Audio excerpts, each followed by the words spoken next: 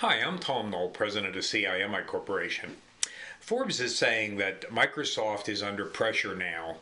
They're asking the question whether Microsoft, with Windows and with Office, has any kind of a natural monopoly.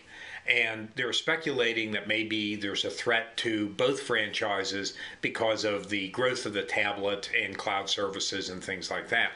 And I'd like to propose that there's a more fundamental question here.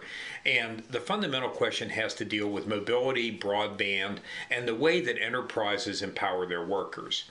Everybody probably has understood and heard about the notion of point of activity empowerment, meaning that I give a worker what they need, wherever they are, out in the field, stumbling around in warehouses or whatever. And point of activity empowerment is based on the presumption that the worker is always connected to broadband. Now, one of the fundamental questions is the worker always really connected to broadband? There are many places where workers go that don't have good broadband access. So my point here is that I believe that the question of how we empower a mobile worker ultimately has to address the question of what do you do when the worker's out of range. There has to be some kind of staged caching of information that allows a worker to work offline with information that's been provided while they were online during the periods where they can't be tethered and connected, even through wireless.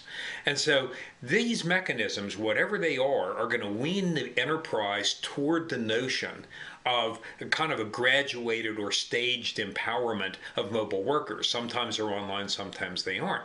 And that mechanism, whatever it is going to create an accommodation for tools like Office as well.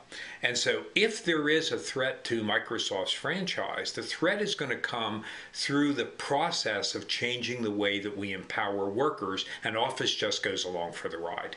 Thank you. I'm Tom Nolle.